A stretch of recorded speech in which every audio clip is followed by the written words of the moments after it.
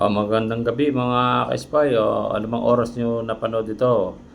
So, mag-share lang ako ng isang magandang balita na kung saan may pulis tayo na dapat hangaan na halos ibuwis na ang buhay para magampanan ng kanyang tungkulin. Kung nabalitaan nyo po yung nangyari sa Parañaque na kung saan nagresponde yung tropa doon. Yung tropang pulis na nagresponde doon, Sergeant Navarro, Staff Sergeant Carlo Sotelo Navarro na nasaksak at nataga ng kanyang ng suspect na niresponde nila nag-aamok. Ganito sana yung mga pulis na dapat nating hangaan at palakpakan sa social media. Ito yung mga kinokomentuhan ng magagandang bagay na dapat inaayunan at pinapalakpakan. Alam nyo, bago nyo dapat palakpakan yung isang tao, alamin nyo muna kung tama ba o may patutunguhan ba o ano ba yung pinaglalaban niya. Dapat alamin nyo yung punot dulo ng kanyang pinaglalaban. Itong kagaya ni Sergeant Navarro halos ibigay na kanyang buhay pero wala kayong narinig na reklamo dyan.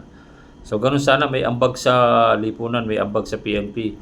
Hindi kagaya ng iba na puro iyak lang ng iyak na wala namang ginagawa sa kanya. Kapag lang nagkomento na umiyak ng umiyak sa social media na kesyo ganyan na papiling victim pa siya ngayon. Abot ang komento niya sa social media, abot ang post niya ngayon sa social media na parang inapi siya. Wala namang umapi sa kanya. Siya naman gumawa ng kung saan nasan siya ngayon. Wala namang ibang gumawa ng problema niya kundi siya. Kapag lang siya nagngangawa sa social media, wala namang umaapi sa kanya. Ngayon, kumakapost siya, parang inapi siya. Ang tanong, meron ka na bang inaambag sa PNP bago kang gumawa? Kung saan kagaya mo yung iba na kamukha ng mga SAP 44 na yan, yung mga SAP troopers, halos ang hirap ng buhay niyan. Narinig mo bang gumawa sa social media yan? Hindi. Kasi yan ang tunay na sundalo at pulis. Hindi iyakin. So tama lang mawala ka sa PNP dahil iyakin ka. Sana mapanood mo itong video ko na to.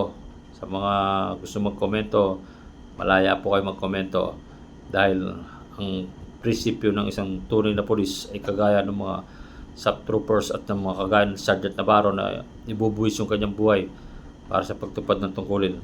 Hindi siya naglalabis, hindi siya nagtatanong kung anong magagawa ng bayan sa kanya, kundi gagawin niya kung anong magagawa niya para sa bayan.